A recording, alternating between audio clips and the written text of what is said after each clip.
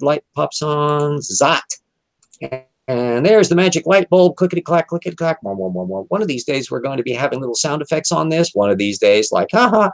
And those of you who remember typewriters and telephones, this is an ancient image of things that no longer exist. And there's tortuganwordpress.com, which is my website. I'm James Downard. I'm doing the Troubles in Paradise project, where my goal is to obliterate all of anti-evolutionism one bloody source at a time and train everybody into doing this because it's a kick-butt method that nobody can respond. Jackson Wheat is with me today, who, wait, Jackson, yes, who apparently the lecture that he was going to attend in college, the guy didn't show up, and so he suddenly had the time free again. He and I will be discussing the new book we're going to be doing, and that'll be a little bit later section. First, I'll do my obligatory primary issue, which is Contested Bones, the wonderful work of Rupi and Sanford, and I put wonderful in quotation marks. It's a very standard creationist retread of all the wonderful arguments that cause young Earth creationists to be convinced human beings have not evolved. And it involves wholesale, blatant secondary source citation, authority quoting, and avoiding data stream.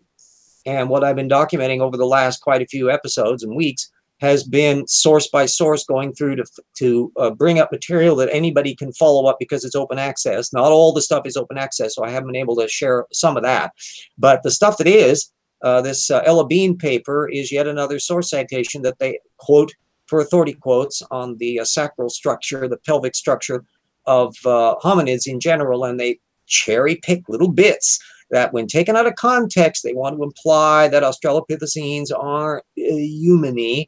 But when you read the whole paper and see the context of all the information, you can see this transitional sequence and all of that. So I really recommend read primary sources. One of the big methods issues that Jackson and I are demonstrating in our collaboration, and I tried to show in Evolution Slam Dunk, and I've already done in other contexts, is source citations are not the wooist's friend. Tortugans don't do source methods. They do apologetic research where they trawl around for blips that support their position. They don't think through clearly what their position is. They don't fairly look through the data to find out what all the data are, then fairly try to construct a model that accounts for all that data. And if they got problems, they need to call attention to them and say what would prove or disprove our contention and how can we resolve this. That's how real science works. And when you read the original science papers, you see the scientists doing that all the time. You don't see it in creationist apologetics, where it's just a glee club of here's the scientists screwing up on evolution, and if only they understood that the flood happened, then everything would be sweetness and light. And you'll notice that the moment you start checking their primary sources. Now, when you're looking at a creationist work, in Rupi and Sanford's case, it's actually useful because they are not citing many creationists. They are not channeling secondary resources that they picked up from Answers in Genesis. What they're doing is the stage beneath that. It's channeling the sources their sources have channeled. So they're citing the primary source material, and in some cases, Rupi must have been doing some of his own original research, although that's not helping his argument much. But he's all trawling for this overall position that Australopithecines are nice, neat, tidy, off in the ape category, nothing to do with us, nope, nope, nope. And then there's this no man's land in the middle that they have to kind of vaporize, and then they start looking at Homo erectus and Neanderthals and all that, and they can be snooshed onto the human side, provided they avoid a lot of the data. And what I've been trying to do in the course of the previous chapters is pointing out direct sources that you can then look up and read, which will provide that context to find out what they've been leaving out. Because most of the anti-evolution position is an argument of omission, not commission. That by and large, the authority quotes that creationists throw up will be technically correct, that the text string will actually occur in the original source, and that, although sometimes those little dots can be really revealing to find out what they left out. But it's that leaving out part, or worse, the stuff that the creationist is tripping past. I know we'll want to bring up some of this stuff between Jackson and I because we're doing a new work where, for those of you who are not unfamiliar with the Answers books, There's a whole fling of these. This is number one, but they've got a whole bunch of numbers which they focus on a variety of different issues. These come from Answers in Genesis.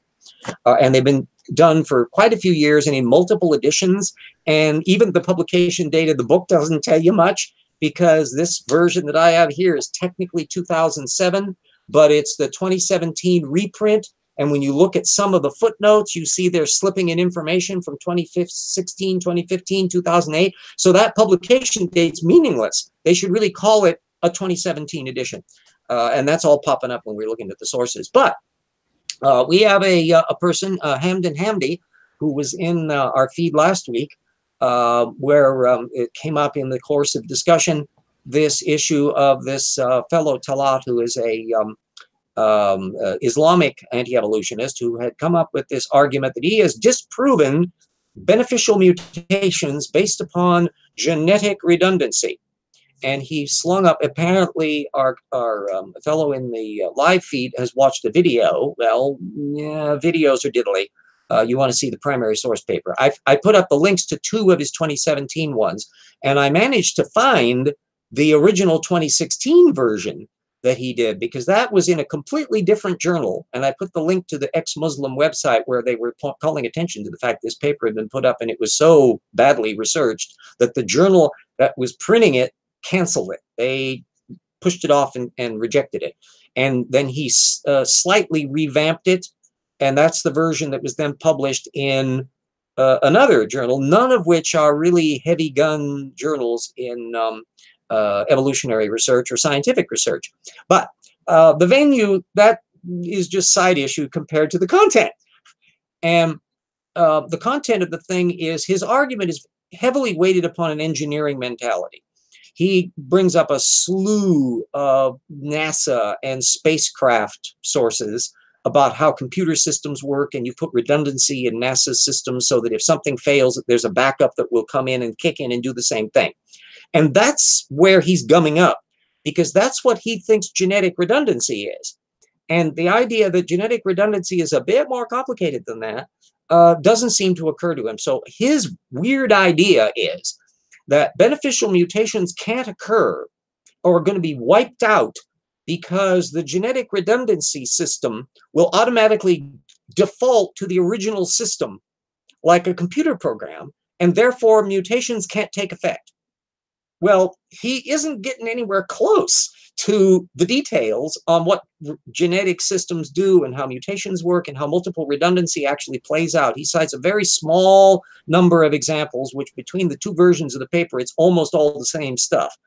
And then a few little minor, little miscellaneous variations between them. So it's a really bad argument.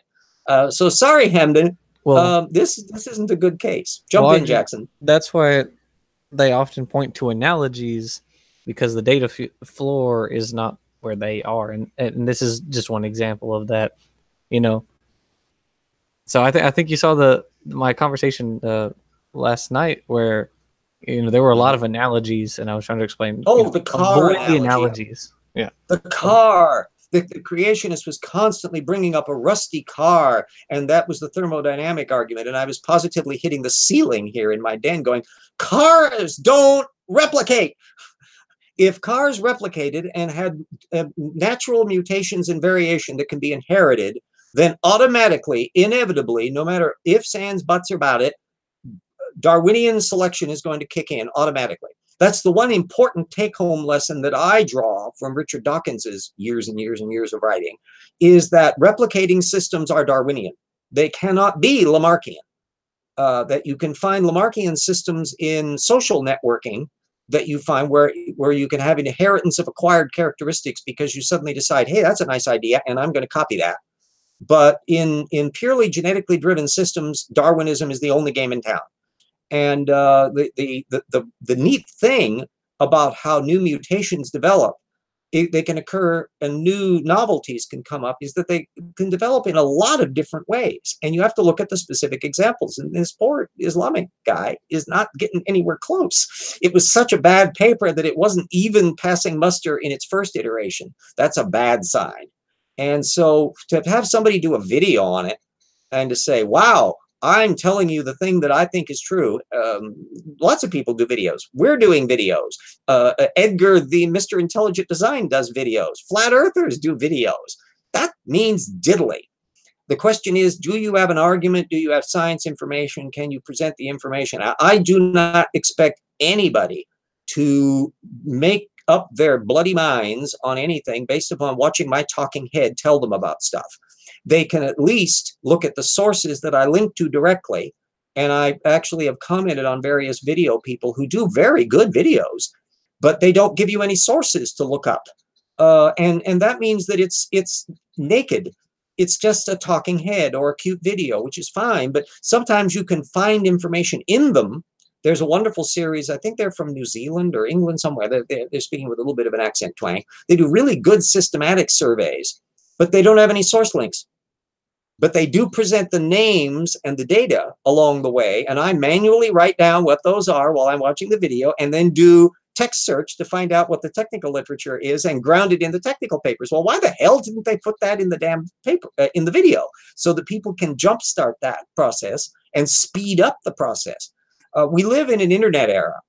I'm an old fart that comes from an ancient days before home computers, before cell phones, when you had dial telephones and 3 channels on the television set with rabbit ears, and you had to go to libraries to find technical work, and there was no such thing as any internet access or PDFs or online access. So what the hell is keeping people from putting information up in useful ways when it's 2018 and you can put the damn URL link in there? So everybody doing stuff, if you up your game, the object of any discussion like this should be as a spur to people to do their own learning. We are not the end point. We are the beginning, so that everybody would follow this. Oh, by the way, Jackson, do keep an eye on what's going on in the chat line to see whether or not anything comes up, because if I get my burr in my bonnet, I'm going to be going on like this, and I won't pay diddly squat attention to what's going on over there, and I want to, because they may have some really nice comments or questions, or if I'm getting to the point where they're wandering and they're talking about stock quotes or something, it means, I'm losing the audience there. Anyway, the upshot then is that everybody go and link and read those papers. I put up a link to a 2008 paper by David Koenig, I think his name is Koenig. That's a summary of that. You can look up genetic redundancy online. You can find a bunch of different technical papers on it to get you a sense of what the actual genetic redundancy involves. Don't take my word for it. And for heaven's sakes, don't take Talaat's word for it. And for more heaven's sakes, don't take videos as the end thing here. Videos are a useful tool, but they're only a tool, no more than Wikipedia is a tool, or the person you talk to on the bar stool is a tool, one way or the other. Those are or the just president or politicians, all tools. Yes. Oh, I learned lots of things about from the current president of the United States. Lessons he does not realize he is teaching me, but nevertheless, they are things. Yes, I'll put in a slight political point. Donald Trump is like you took, I think I tweeted this, Donald Trump is part Grant administration plus cell phones, part Harding administration minus the bootleggers. And then Trump is putting in his own spin on things. And it's part Nixon minus the competence. Because Nixon, who was a tragic president, was a brilliant man. He was a well-read person. He was a thoughtful tactician. He was extremely knowledgeable on a lot of things, but he had a terrible character flaw in his vindictiveness and his thin skin and his enemies lists. And those are not good things for presidents to do. But anyway, enough on that. Yes, Israel says there's a reason RJ calls them Tortukans. Trademark. Oh, I wish that word trademark. People use the bloody word and make hashtag Tortukan alert trending. Use it to describe people. And if anybody asks, what the hell is a Tortukan? Explain what it is. It's a simple concept, and I had to come up with the term because there wasn't one. What do you do if you encounter somebody who you throw, and Jackson's bumped into him, and so have I, you throw information at him, and it just bounces off the mine shell. But how do you define information, RJ? Information, yeah. And so I came up with the word Tortukan, a turtle mine. They have a thick carapace that's information. You can throw stuff at them and it just bounces right off. Plus, they've got tunnel vision. They're down inside the shell, and that's all they see is right out that narrow little hole, and everything else doesn't exist. And it was a handy term to describe people whose cognitive landscape is dominated by this ability not to think about things they don't want to think about. It doesn't say they're smart or stupid. I've encountered both in the Tortugan land. It doesn't mean they're politically conservative or liberal. I've encountered both. It doesn't mean they're religious or atheist. I've encountered both. It doesn't necessarily mean they're creationist. It certainly doesn't mean they're a liar. To the contrary, Tortugans are truthful as all get out mostly because they're saying what they believe to be true. The problem is what they believe to be true isn't true, and the Tortugan mind shell insulates them from all of that. Yes, as Ezra mentions, yes, has a discussion with a theologian, well, Sai. I must say I couldn't acquit myself very well because I was only on it for about a half an hour, and I hit this presuppositional buzzsaw where we were trying to define what truth was, and he didn't like my definition. And so unless I gave a definition that met his filter of what he allowed as a definition, we couldn't get anywhere. And by that time, the clock was out and I was bumped and somebody else came along on the scene. So I did not do terribly well under those circumstances. And now that I'll know what kind of... Well, we still like you, RJ. Yeah, I never, thank you.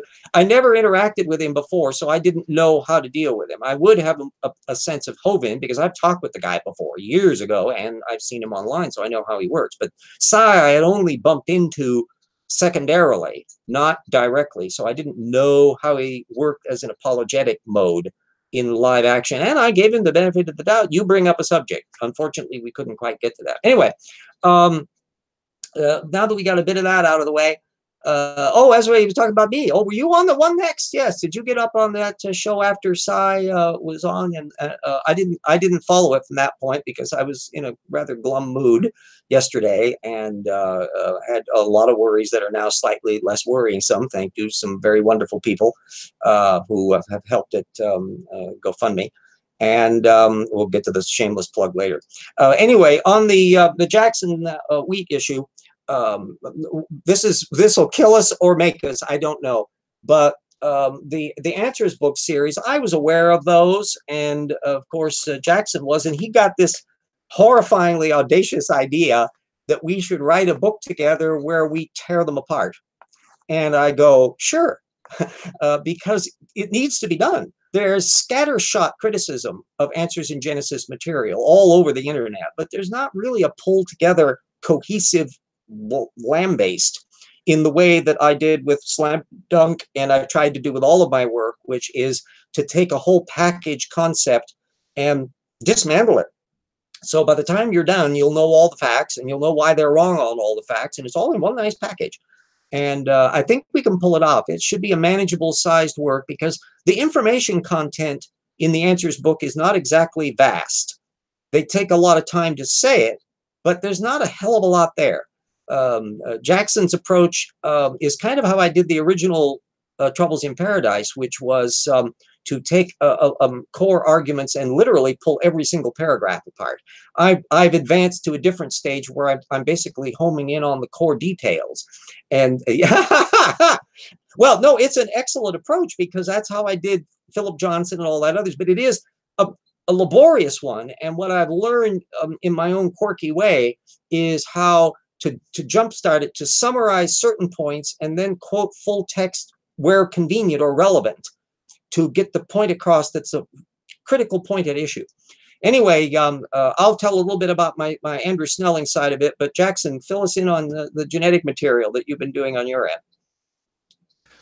So I decided to combine the chapters on Purdom and Georgia Purdom, who is an AIG geneticist. She's one of their in air quotes people. She's one of their front running people, and Bodie Hodge, another one of their main spokesperson.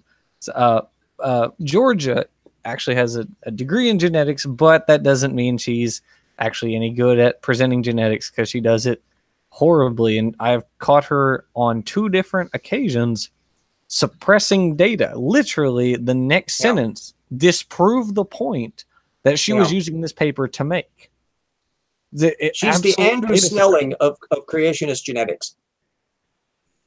Yeah. One example which I really enjoyed. She was looking at this paper that's talking about how novel structures originate, and it's looking at them across a whole bunch of different taxa, and it's trying to figure out what are the commonalities of new structures originating. And it's like, oh yeah, sometimes new structures arise by loss of old ones.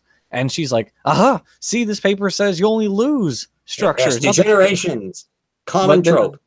Then the very next paragraph is, well, here's a list of a whole bunch of different organisms that gained structures, and here the paper is documenting that. And so, yeah, she suppressed that one. Another fun one was the antifreeze glycoprotein bit, because that's an example I like to bring up because it's the creationist nightmare.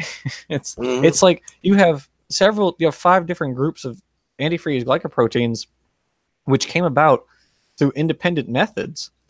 And can I interrupt just briefly? Because I'm seeing in the side chat, Hamdan Hamdi is digging in his heels on that paper. Let me state unequivocally, genetic redundancy does not mean what the author claimed it did. Genetic redundancy does not rule out beneficial mutations. None of the work that the man cited anywhere in his paper established that. He did not discuss new genetic novelties and in any way, shape, or form showed how the redundant systems of genes had any role to play whatsoever in that. I predict that nobody, even in the creationist community, is going to pay the slightest attention to that work because it's a piece of crap.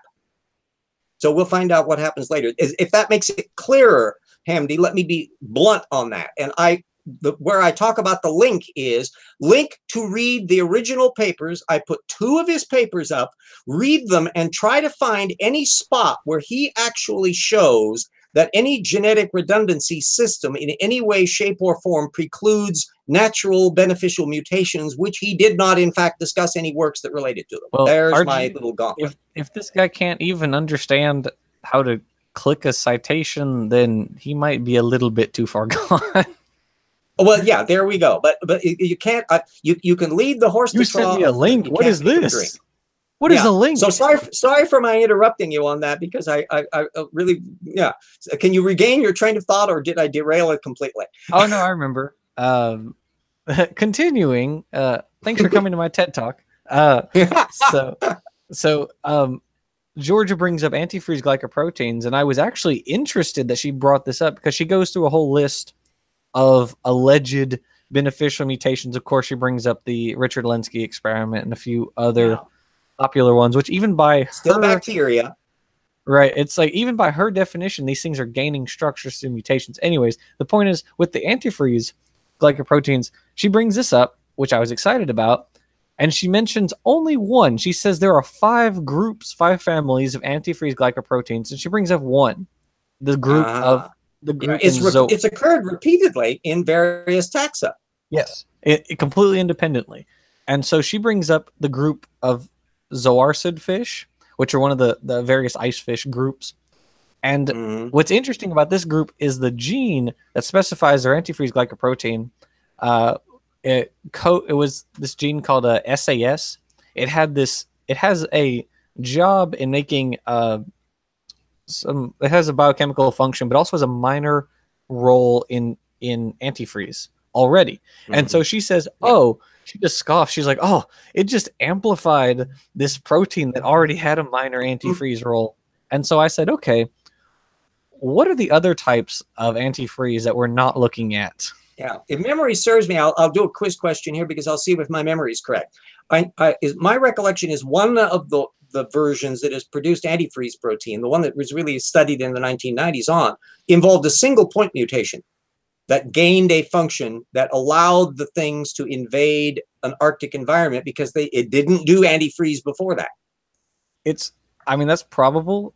That's not the one I looked at. I looked at 2 more examples. I looked at the notothenoids, which are another group of ice fish. These guys were the ones who repeatedly mutated their trypsinogen gene, which eventually turned it into an antifreeze gene. It's like you had this totally unrelated pancreatic gene, and then they just mutated it over and over and over until eventually it came to specify this totally new protein, the antifreeze glycoprotein. So it's functionally unrelated from its starting point. Yeah.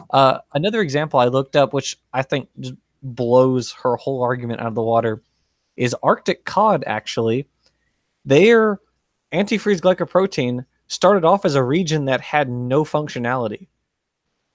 It was a region of nucleotides that didn't do anything, and it accrued neutral mutations and became a gene. Yeah, yeah, and because we got all this stuff that's lying around, there's a phrase that pops up in some of the technical literature, like a genetic storage battery, that you can find stuff that isn't necessarily doing anything, but could develop functions along the way, and the cells don't know. They just keep making the stuff. The weird idea, and I pointed this out in my chapter I did on intelligent design, with Michael Behe, is he envisages, and a lot of anti-evolutionists envisage the system as this nice, neat, lean, clean system where everything is designed in the way that you would a machine, where you aren't going to put stuff in that isn't doing anything. But life is very different. And it's filled with all sorts of stuff that the cell, all these machines, these systems are just doing stuff, and they can just repeat the same dumb thing over and over again. If that happens a little too much in some directions, it becomes bad, and the animal drops dead, and that system disappears because it produces extinction. There's a question from Brian in the live chat. Have you been looking into cyanobacteria uptaking glycophosphates? Anyone know of papers on that? Please pass them along. I'll put that into the feed there. I don't know if you recall anything on that right off the bat. I don't have my bibliography up, so I can't do a search on that. If I try to put too many files, I'm doomed. I'm sorry, I'm not aware of anything cyanobacterium glycophosphates. I know that there's so many interesting bits, because cyanobacteria lie at the root of the chloroplasts that are in plants. So there's an awful lot about that biology of what ends up doing stuff in plant cells that's due to what goes on in cyanobacteria, and the diversity that goes on there is just absolutely spectacular. We're about halfway through here, so whoops, I closed off one of my files. I got to put up my shameless plug, and also remind everybody of our patrons, because they have contributed to this project, and that I wish to acknowledge that, because that's only right and fair. So I got to get my little stupid file open up. I thought I'd set it up, but I must have closed it off by mistake. And yipes, where we go. Now I'm in my, beware, the old brain is attempting to do something on screen that you cannot see. And I had that up just a minute ago. Where did I? Yipes, yipes, yipes, yipes, yipes. There we go. Boop. Yeah, I'm an old fart. I have troubles with all these stupid little things. I'm getting used to. I remember a time when computers didn't have mice. Isn't that amazing? Anyway, let me get my screen. They had gerbils. They were run by gerbils. Yeah, we use actual gerbils, and boy, those damn things, they bite your hand when you were trying to access information. It was just really a pain. That was in the old days when all of our computers were steam powered. It's almost that bad. Let me say it's almost that bad, because you forget how unbelievably powerful modern computer systems are, to where we have more memory in a cell phone than was available in all the world's computers in like 1960. That you have remote controls today that have more power than all the stuff NASA had when we flew to the moon. I mean, it's just gobsmacking. Anyway, hope you're seeing on the screen there Stephen Bauman and Marigale Beddoes and Direwolf and Andrew DeWitt and Eat Meal. Andrew DeWitt's connected up a Sci-Stripes bunch. He loves science material and his telescope stuff. I mean, he grinds his own damn lenses. Holy moly. Huey Fermanick, Mona Hayford, Hendrell, Jen B, Jody, Daniel Johnston, Ralph McFadden, Eric Raleigh, Benjamin Sampson, Staggles, Alex Stone, Surus, who is going to be working with me to hopefully do a audio book version of the Paralogs of Fog stories. Totus Real, Everett Vincent, and Paul Williams. Thank you all. There is my website again, shameless plug. Patreon, which I note but point out that they're slow as molasses on getting money out to people. You have to have like thresholds. So instead, if you really love the old RJ, the GoFundMe.com DCGo is the route to go, because I actually get that stuff really lickety split fast. And so I can be very, very appreciative of everybody who wishes to do that. Okay, there's my stupid shameless plug, and all the patrons. I am very new to all this video shtick, and I'm amazed that it works at all. were doing things that were miraculous when I was growing up in the 1950s. This was all science fiction stuff. And so now that I'm actually in the 21st century and we don't have any Orion space shuttles to take us to the big space station 5, and we don't have our homicidal HAL 9000 computers, but we do have portable computers and internet that make the most of it. So there is no excuse in 2018 for people not to have access to correct information. We've got too much of it available. The primary sources are available. You don't have to depend on the talking head. You can read and you make up your own bloody mind. So, you know, you read a book, you watch a video, you see what they have to say, you check out the stuff, you learn, you find out what they're talking about, and you'll discover that the ones that ring true are ones that when you look up what sources relate to it, that they actually say what they claim, that they're including all the information, and it grows and develops. That's what real science and real history and all of that does. And ideologies can only thrive when they can suppress information, when they can destroy contrary opinion, when they can intimidate contrary information. And it's how Galileo got house imprisoned by the Catholic Church. It's how Lysenkoism got Western evolutionary genetics on a siding during the 1930s and 40s and 50s. One of the reasons why the Soviet Union fell apart is because they screwed their agricultural system up with Lysenkoism for 30 years. The guy didn't even lose his positions, I think, there until like the 1960s. I mean, this was a long, long thing. In some ways, you can argue that one of the evil bunches of all history, the Nazis, failed to make the cut because there were parts of their German science that did not like this Jew physics. And the problem is that an awful lot of that relativity stuff was being done in that, air quotes, Jew physics. And so they were not allowing certain things to be true. And as we discovered with Hiroshima and the Germans who never quite got to the bomb, there's still a big debate about whether Werner Heisenberg just didn't quite get it, or whether he did get it and conveniently made mistakes and dilly-dallied and did things really slow all the way through the German nuclear program, and that's why they never actually got anywhere. And the scholars still haven't quite made up their mind. My suspicion is that he was a foot dragger, that he stayed as the guy who was running the show, and oh, darn it all, I left that valve on. We just blew up our facility. Darn, we'll have to start from scratch. And because given the advantages that they had in the German technology, they had all that damn heavy water, although the British spies went in and actually sank one of the ships. There was a wonderful show that was on PBS, I think, last year about how they, the secret people had gone in and infiltrated the hydroelectric facilities there, and they knew when the stuff was going to go, and so they sabotaged the boat, and some of them went down with the ship. They actually were on board the boat and died with it. To make sure that it went down, and so the Germans didn't get their big supply of heavy water that they had been storing up from Holland, from Norway. So there's some branches off into history. I'm still a history geek. I can't help myself. I know Karis complains about nuclear versus nuclear. I'm one of those poor Philistines that say nuclear, and I'll tell you, there are a lot of nuclear physicists who say nuclear. And so the point is, the word is changing, it's mutating. It's probably why we say aluminum and the Brits say aluminium, and then we start spelling it differently. It's that language mutates. These darn Latin-speaking people say calcium instead of potassium. I mean, what's the deal? Plumbum and exactly. lead, And I never get pushed out of shape about it. Hydrogium versus mercury. Yeah, language mutates and words alter over time, and you can be fussbody out. So I will probably always say nuclear because I often heard it pronounced that way, and it gets ingrained in your system. And yes, I know it's nuclear, but I just stumble on it.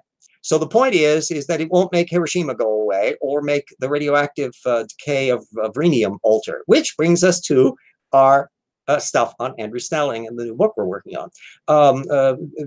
Jackson is picking up a huge amount of the heavy lifting here, going after the genetics and the systematics and all that kind of stuff. I'm coming in with side material on paleontology, which I have an interest in from the tip work, and I'm tackling the radiometric dating section, and there'll also be stuff on the flood geology matter that we'll be putting in. But I've been learning lots of neat new stuff on radioactive dating and how they date meteorites and how meteorites form and how the Earth forms and magma things and all these other stuff in checking up the sources where it's turning out we both know Mike Riddle, Jackson and I, because we had a little chit chat with this poor doofus. I had bumped into him years before, and it turns out that our exchanges with him turned out to be relevant to these chapters because we can actually talk about how our personal interactions where we were asking him about sources. Yeah, jump in there, Jackson.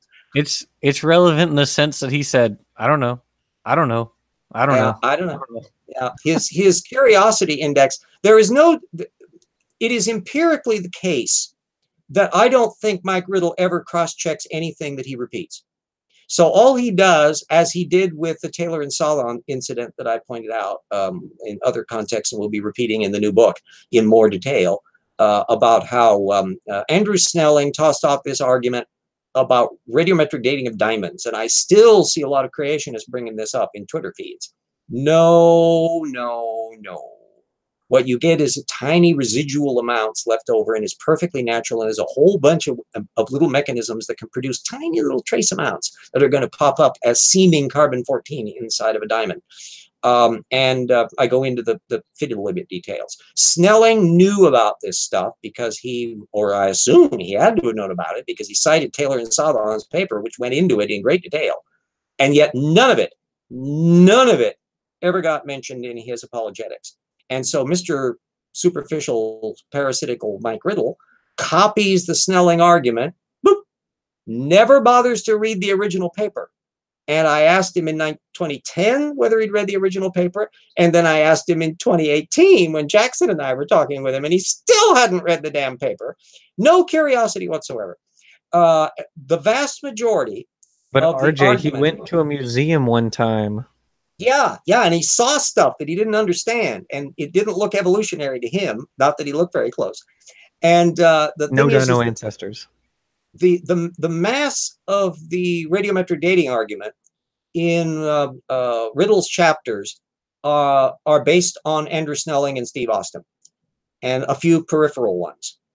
And so I've now reached the stage where I've been pulling apart Snelling again and again. Oh, when I start looking up the primary sources, and now we have the advantage, so much of the material, some of the papers are just inaccessible. I mean, he's citing 1954 radiometric material that's so far back that you can't even find a damned abstract online about it. I mean, they don't even archive it. It's too far back. It's totally ancient.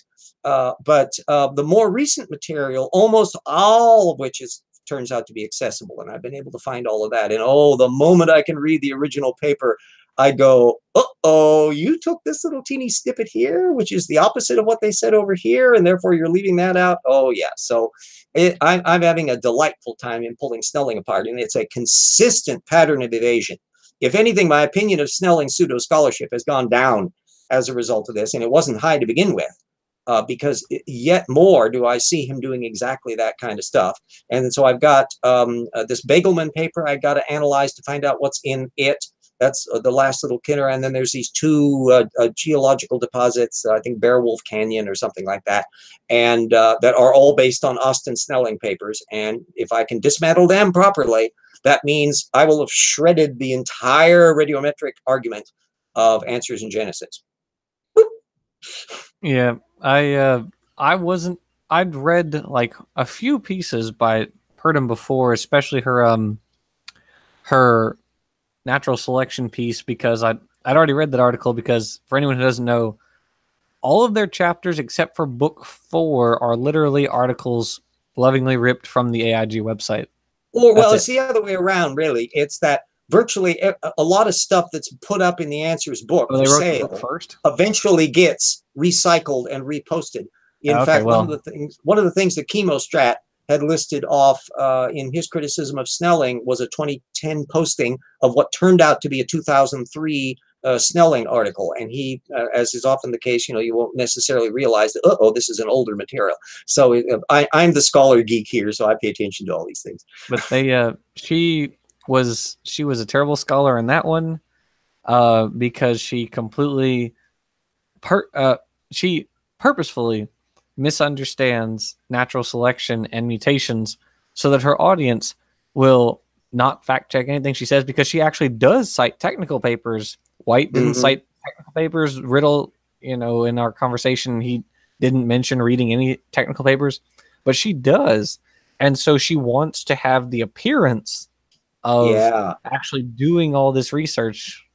This is exactly what Snelling does. And in fact, I'll be calling attention to the parallel when I read your treatment of it, that I'll be alluding back to the Snelling thing, because Snelling is parsing things very precisely. Austin does the same thing. Isochrons, I do quite a lot about how they define what an isochron is. And it's no coincidence that it's Steve Austin who put the definition of isochron up in the rate books. And if you, after I described in the text what isochrons are and why they're so neat, because they're self-calibrating, and what the various lines mean and all of that, the version that's in Austin is trimmed down and parsed in very specific ways to lead the reader away from some of these little fiddly bit details. I can't imagine that Austin, who has geological training, or Snelling don't know what those details are. They just don't want to tell their audience that. And Purdom is doing exactly the same thing, because you stage manage, if you can stage manage the definitions in such a way, and then tactical authority quotes to reinforce the version of it you want in a way that deletes the information frame that you don't want to think about, that is bad dog stuff. And that is the essence of pseudoscience scholarship. And it's our job to make sure we put all that back in, so that the readers can see exactly what they're leaving out. Yeah, and in Purdom's case, from what I've seen, she does it just over and over and over again, because she brings up a whole bunch of allegedly beneficial mutations and then tries to go through and explain why each one isn't beneficial, even though by her own definition they would be beneficial.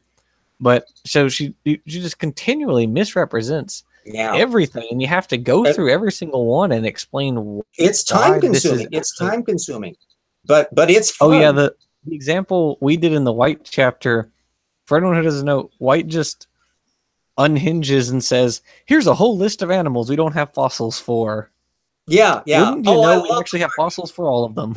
and I hope you like the additions that I put in, because I then riff off of your material and then fill it out even more, so that I make the thing. I got to quote Azrael in there. Is it me, or is RJ kind of sexy? Holy moly, I haven't heard that one. Thank you so much. I'd like to see you smile, RJ. Yeah, well, I have a sense of humor. Everybody in our family has a sense of humor. It's what gets you by. The people that, even when they're brilliant, if they happen to be a dour, boring, humorless clod, that really is troublesome. And even people that I disagree with, I mean, you have to admit, Mike Riddle was amiable, and he wasn't truculent or anything else. And there are some people that are you just really want to drop acid on them. They're just so annoying. You can't stand them. But the life is too short to do that, because make a joke and move on and think about it and have some fun. Yeah. The thing about it, the thing that I love, and even though I do have my financial worries, hint, hint, help it, GoFundMe, is that, and buy my books, I can use the royalties. But the thing that is so energizing for me when I'm doing the work is I love it, because I am in my element of tracking down source material and identifying what the facts are, and figuring out how can I explain the facts clearly and cogently, so that I'm reminded of Thomas Jefferson's preamble when he was talking about, if you've ever seen 1776, he has somebody, they're writing the Declaration of Independence. It's a musical. And anyway, Jefferson at one point says that it's his object to set the thing out in such a way and so clear that any reasonable person would have to assent that it's true. And that's the object of good writing, to make it clear. I go through and I suddenly realize, wait a minute, I've suddenly brought up molybdenite. Well, is the reader going to know what molybdenite is? So I put a little thing in to clarify what that refers to, because you shouldn't have to run to a thesaurus or to a back index glossary and you're going to have you want to have a work that will be clear for non-technical audiences. At the same time, it'll always be accurate for technical audience, and they won't feel, oh my God, he's spending too much time explaining the basics here.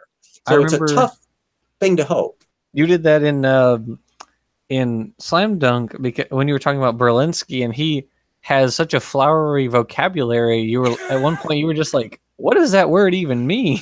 Oh my God! Yes, yes. I can't remember what the hell it was. It was, yeah. It escapes me. He's a word a very, I've never seen before, and he just yeah. I hadn't heard it. I literally had to look the damn thing up because he's very full of verbiage and persiflage, and there's I try, admittedly, in any technical discipline, you're going to use terms, because to use a non-technical term takes way too much time. And you can just refer to boop the thing and go ahead with it. And so it depends on the audience that you're dealing with. If you're talking about, say, a therapsid, and then you're talking with somebody who hasn't a clue what that is, it's perfectly legitimate to stop and explain what that is. But to have to constantly talk about basal amniotic pre-mammals, therapsid, damn it, just learn the word and move on. Yeah, it's an right. educational process. It's everybody can look up stuff. That's another advantage, that I'm assuming that any of the people who are going to be real anal retentive on technical terms can always Google the damn thing on their smartphone if they're worried about a particular term. And that's why it's important to spell things accurately.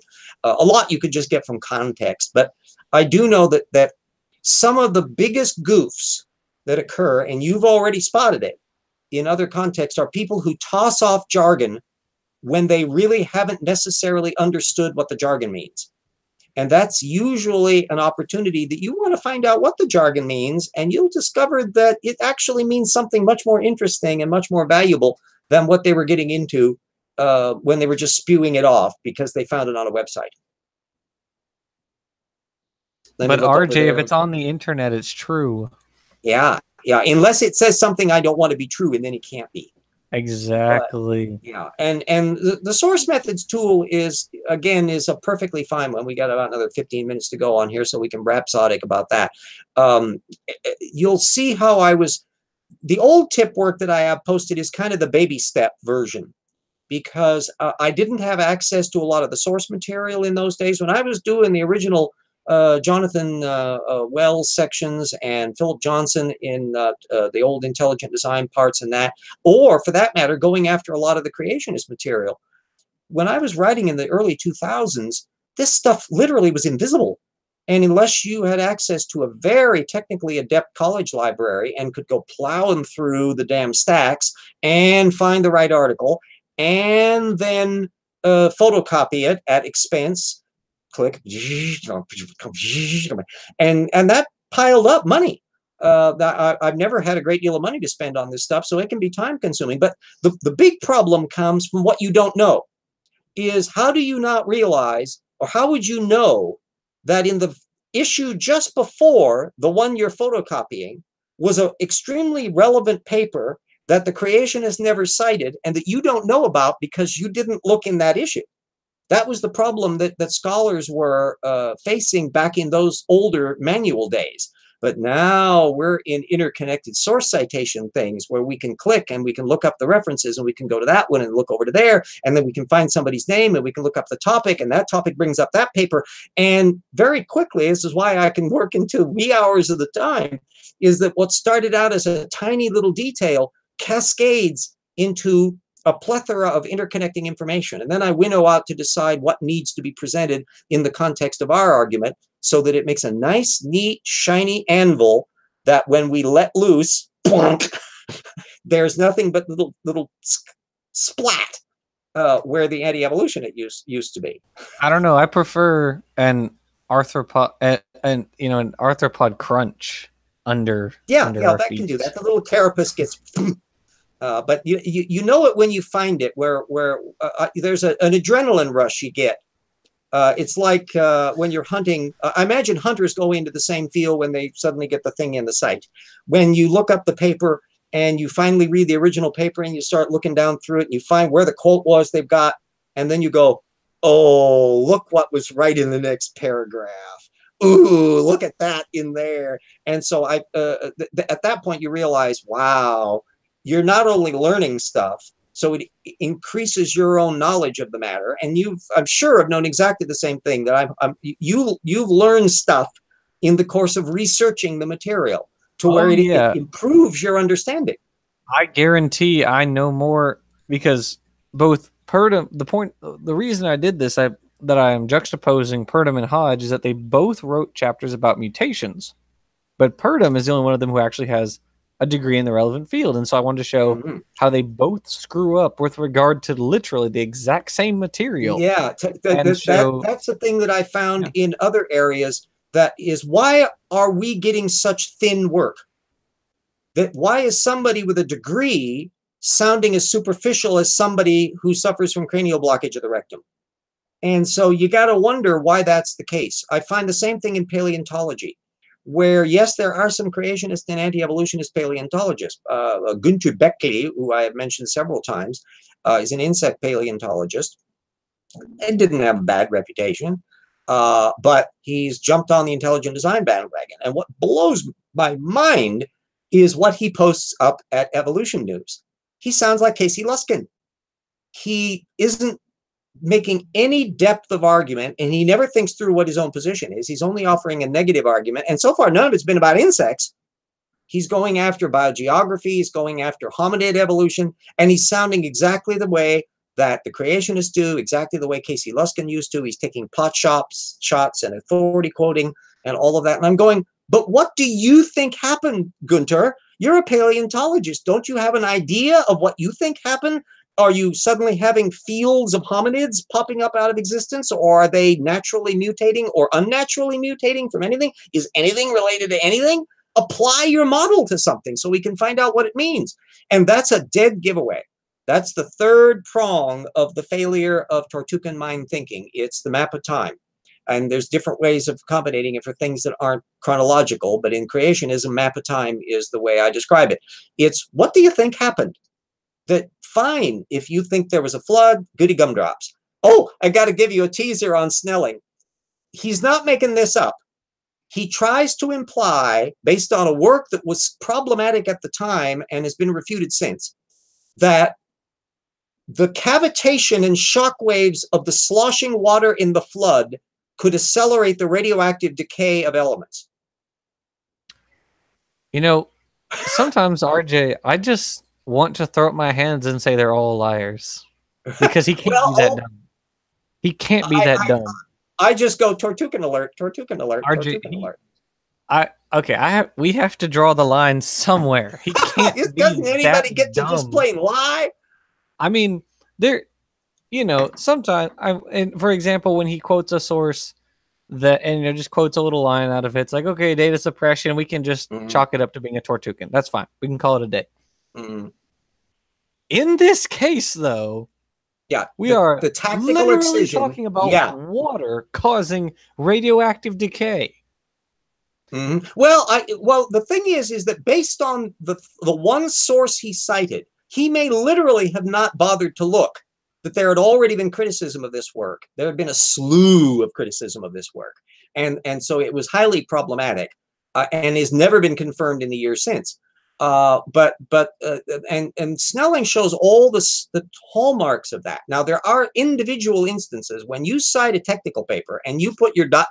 in there, and the ... refers to stuff that is tactically removed. Like the that is where you can fairly accuse them of lying or misrepresenting material or data suppression. And there we don't even, I don't use the word lie, but it's a serious charge to accuse somebody of suppressing data. I'll put in here, BJ just brought up the thing, and I just literally heard about this morning, so this is brand new stuff. I suppose the creationists don't care about the half Neanderthal, half Denisovan teenager that was discovered. Svante Pääbo, I love it. You can just practically hear the umlauts in his name when they describe him. Svante Pääbo, from Sweden, I think. The paper apparently is going to appear in the New Nature, so I'll be hitting it in my weekly sweep that I go through the major technical journals to make sure that incoming material is being imported. But anyway, they had found this finger this little stray Denisovan finger quite a ways ago, and they finally were able to do the DNA sampling of it. And it turned out to have some Neanderthal DNA mixed in, and it's not a human. So it looks like a Denisovan has had a boinking experience with a female Neanderthal, because I think they were drawing off of the indications of the fact that it was a woman. Now, this raises a whole bunch of side issues, and the technical researchers they were interviewing on NPR about this. Remember, National Public Radio actually gives you science shit in a way that you tend not to get in a lot of public media and national news and all that kind of stuff. You can go far and wide before they'll talk about this stuff on the regular news media, because it isn't cute and cuddly or scandalous or whatever. It's not soundbitey. But on NPR, you get some damn science. So that gives me a head up on the thing. But there were probably only a few hundred interbreeding episodes in all of the intermixings that's going on between humans and Neanderthals and humans and Denisovans and all that. It's a relatively small number. The interesting question is, what was the nature of that? And we probably can never tell, because we can't determine in most cases whether it would be male in female of one or the other way around. Or the thing you could never tell is, was it consensual or not? Was it the matter of some horny Denisovan out on a raid, hadn't had sex in like 3 months and is really itching for it, and sees a Neanderthal woman, and never mind that she doesn't have a chin and's got the big brow ridges, he's just going to go for it because he needs it? Or because he's just fascinated and meets a Neanderthal and they talk by the creek, or do they talk by the creek? How much language variations was going on? There's a whole network. Grunt by the creek. Yeah, well, I suspect that Neanderthals and even just Homo erectus had some fairly sophisticated language. But we don't know what it is, because none of them have survived. And it's driving linguists nuts, and it drives data freak people like me nuts. But I perform thought experiments in my head, in effect, to try to imagine all the different possibilities that could be occurring. Some things you can naturally infer from the fact that something occurs in a particular context. And if you determine, in the case of this Denisovan Neanderthal, these are people who have been living in the same region. So these are probably people bumping into each other. And are they apparently doing it peaceably? Are they doing it with trading networks? I'll be wanting to read more about the material, and there's going to be lots of more technical literature, which, to get back to BJ's point, you will get only a smattering of apologetic spin on it. The default position would be, they're just human beings. They're not really the Denisovans and Neanderthals. They're all just people. They look a little strange, but they're all Adam's kind, and so we don't really need to worry about it. They were after the fall. That's what you can do, and that would be about as far as it goes. But the real scientists will be connecting up all the scraps of information, and believe you me, reading the original science material is going to be way more interesting and way more informative than the cartoon version that you're getting in the anti-evolution literature. So is anybody else that I've missed on the Brian Stevens put up a link to Scratch on the article in Royal Publishing. I'm not sure exactly what that was referring to, and I'll just take a look in here and see if I can manage to open it up in such a way that I don't screw up my signal feed here, just to find out what it is, and then I can talk about what they're talking about, and we'll see whether or not if that ever actually lands or not. So we're about to the luminescence from hydrodynamic cavitation. Oh, okay, thank you. Yes, in fact, I may want to pay attention to that to make whether or not they've got that. I may or may not have that in the bibliography. I may want to even add that. You find out all the most interesting little side issues on these sorts of things. There you go. Yeah, I've got the thing up on that. I'll check it out a little bit later on. Anyway, I hope that covered the material that we need to. Hamden, if you are still knocking around in the feed, please read the original papers and look up the original sources. You can find the vast majority of them online. You can read up what's going on, parse what his argument is to find out what evidence he actually presents. And don't take my word for it. Don't take the Islamic creationist word for it. Do your research. Find out about stuff. You'll learn stuff. It'll be interesting. But RJ, if you read it somewhere, that is research. Yeah. That's the number one problem of the four quartet issues. I will repeat them so that everyone should be able to do this. It's Jimmy's mantra. First, people who believe things that aren't true have an addiction to secondary sources that they don't fact check. And in creationism, I'm measuring that. That's another reason to support my project, because nobody else is doing this. Nobody else has ever done it. Nobody else has had a data field big enough that they've been collecting for decades that can permit it. And so it would be a long time for somebody to catch up to me in this. So the 95% of some several thousand anti-evolutionists generating over 8,000 sources, 95% of them do not cite primary sources. They simply repeat tropes that they nick from somebody else. And on the fact-checking part then, they would have to fact-check it by looking up the material. But if they don't, then they're trusting the person. In the same way, Mike Riddle trusts Andrew Snelling, who ignores the information for you. And that's not a path to truth. You cannot build a correct position on the basis of bad scholarship. You might blunder into the truth accidentally that way, but it's a bad method. And even some scientists will fall into that thing where you get into cliques and camps where they're only citing one part of things, and you get these hissy fit fights going back and forth over little technical issues, because people are human and scientists are human. Those things happen. But the overall process, it's the data, damn it. And nature doesn't give a rat's ass what you think is true. It only is what it is. The real question is Wiwaxia a mollusk? Will we ever truly know? Yeah.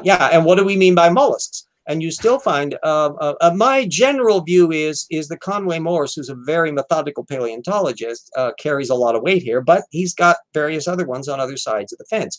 And when you're dealing with animals, for anybody who doesn't know what the hell we were just talking about, Wiwaxia is this weird little thing that looks like a bunch of cuticle plates that are just buried on top of each other back in the Cambrian. I can't remember how big Wiwaxia is. I can't remember if it's like an inch long or whatever. I don't think it's terribly large, as most of the things that live back in the Cambrian aren't terribly large.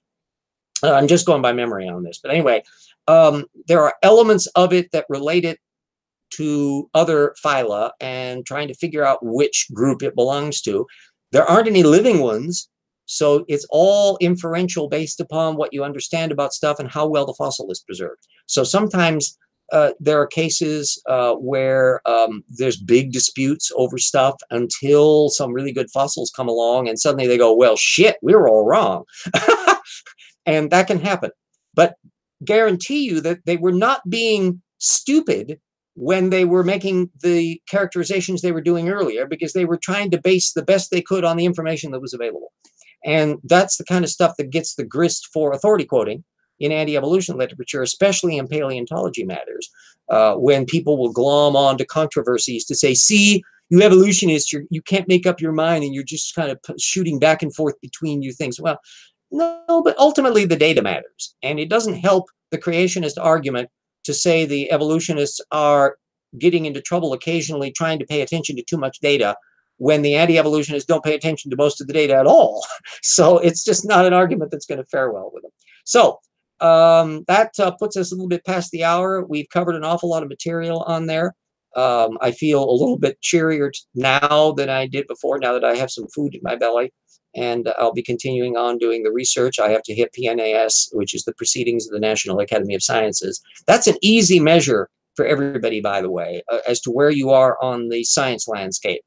PNAS.org, Proceedings of the National Academy of Sciences. My little face lit up like a light bulb when I found out back in the late 1990s when a contact of mine said, well, you know, PNAS is online. And I go, oh, whoa. And it was like Christmas.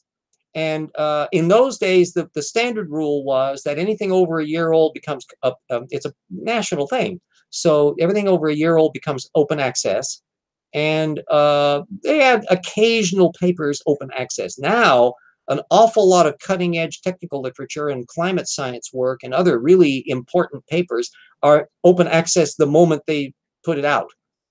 So download that PDF and blah, blah, blah. Anyway, there are just reams of technical papers in there, and not all of which is tip relevant. But anything that is tip relevant, I then fold into the system. And I do the same for science and nature that aren't open access, but I can find various ways around that kind of stuff. But PNAS is a good measure. So if you want to know where you are on the science understanding thing, go down through Proceedings of the National Academy of Sciences, and or pick a year or two old issue, and that means everything in there you'll be able to find full text, and look at what's in there. If you're having trouble understanding what even the title means, that's probably an indication that this is not an area that you want to wade into without familiarity. If you can get an idea of what the thing is referring to just by the title, that's a big leg up. Then if you open up the paper and find your eyes glazing over as you start reading the technical details and you realize, woo, okay. And it may be completely different in terms of different disciplines in there. You know, when I get into some technical papers on physics where I'm seeing this positive vomit of summation signs as you get down into the thing, that could be terribly intimidating. You have to slow down to look at where their conclusions and what their chain links, because they still present their linkages. And then you can find commentary pieces as well. That's another way around the thing. So I didn't start out knowing the shit I do. I came from a history background with a layman's interest in paleontology and the science stuff. But bit by bit, I acquire it by the usage and the reading of it, and realizing that you should never be intimidated by the fact that any science is using jargon. It's not magic. It's not rocket science. Even if it's rocket science, everything theoretically is intelligible. And what you can find are the James Burkes and the Carl Zimmers and others who are really, Brian Naish. There are a bunch of different people who are just crackerjack explainers, and they can lead into fields. And there are others, Plate, the astrophysicist, there's and climate science stuff. There's a bunch of different people who are really good explainers and can contextualize stuff. You don't treat them as the end target. You can treat them as useful people that can help guide you into the thing. And then you can pick areas that you really like, that you're going to be interested in anyway, and kind of home in on those and become really knowledgeable on that little niche, and then share that understanding with people in your niches that you bump into, just as I share information with Jackson, and I find stuff from seeing Pelagia, and everybody's coming at it from a bunch of different directions. And collectively, we end up knowing more than we did when we started. That's certainly true of me, and I think Jackson would agree. That's a good point to end on. It's true of him, too. Yes. My thing wasn't showing up. Yeah. Everybody gets better by that process. And we have the advantage that it ain't expensive, that you can find huge amounts of information free somewhere. If not directly at the websites of the technical papers, then in ResearchGate or Academia EDU or on the professors' websites or somewhere or other. And you'll end up that you can find an awful lot of stuff to where you can be familiar with this material at no cost. So it's not a matter where I'm saying, well, you're going to have to, take out a subscription to journals, and you're going to have to hawk your car and go traveling all over the place and do all sorts of it. No. It's mouse clicks. Thanks. So this is a tool that everybody can use, and the more people who do it, the better. So there, I guess, is the nature of the program, and we got the links up for things to look at, and my can rattle for GoFundMe, and link to Evolution Slam Dunk. If you don't have the book, why not? And secondarily, I get royalties off of it, and that makes my ability to eat a bit better each month. So help me out on that. So thank you for watching this week's Evolution Hour. And remember that you can tweet me, or you can go to the TIP website if you have questions or curious things you want to have discussed. I can do that. Pick my brain. I like to be picked. It hones me, because in some cases I may not know about a subject, and I go, that's interesting. And I found out about new stuff because I look up stuff that somebody asked me about. I go, wow, actually, that's kind of an interesting question. And you learn more that way. So there's the routine. Methods are everything. I'm a devout methodologist. There shall be no church of methodology, but the science shall be our cathedral. There, how about that for an inspirational moment? Okay, bye.